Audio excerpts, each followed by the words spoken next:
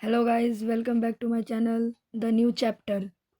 तो आज हम आप लोगों को बताने वाले हैं। पिछले बार हम बताए थे आपको कि मौलिक अधिकार के बारे में, जिसमें कि 6 मौलिक अधिकार होता है। आप लोगों को याद होगा कि मौलिक अधिकार सॉरी गाइस, मौलिक अधिकार अमेरिका के संविधान से लिया गया था, जिसमें हम बताए थे आपको कि मौलिक अधिकार 12 से 35 तक होता है।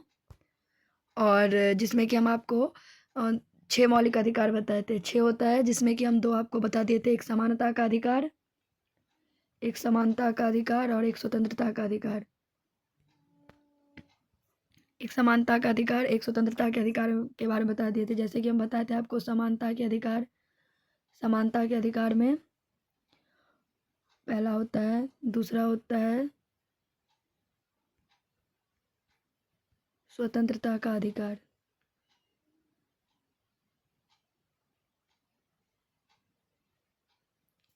और उसके बाद आज हम पढ़ाएंगे आपको शोषण के विरुद्ध अधिकार और धार्मिक स्वतंत्रता का अधिकार।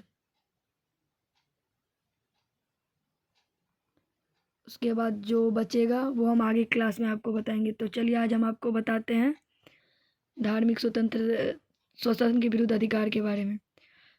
तो जैसे कि बताया गया कि शोषण के विरुद्ध अधिकार आर्टिकल 23 और 24 में है।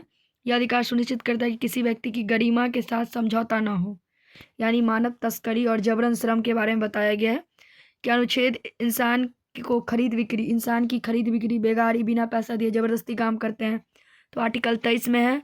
और 24 बताता है कि बाल श्रम, जैसे किसी बच्चे को हम फैक्ट्री में काम करने लगा देते हैं या कहीं भी काम करने के लिए, चाय दुकान पे या कहीं पे भी काम करने के लिए लगा देते हैं, तो वो गलत है।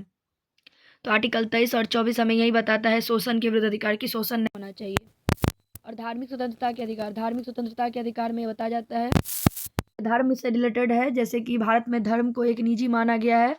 संविधान सबको अपनी पसंद धर्म चुनने का अधिकार देता है। जैसे आर्टिकल 25 बताता है कि धर्म को मानने, आचरण और प्रचार की स्वतंत्रता। जिस धर्म को हम मानते हैं उसकी हम प्रचार प्रसार कर सकते हैं। प्रत्येक व्यक्ति को अपनी अंतरात्मा के अनुसार किसी भी धर्म को मानना और उसका प्रचार करने का हक है। जी है।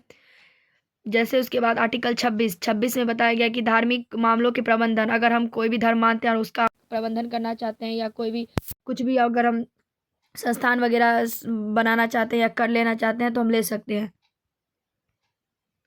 उसके बाद है आर्टिकल 27, जिसमें धर्म की उन्नति, टैक्स से मुक्ति, टैक्स नहीं लगेगा, मजबूर नहीं कर सकती, जिसका उपयोग किसी विशेष धर्म के लिए माना गया है।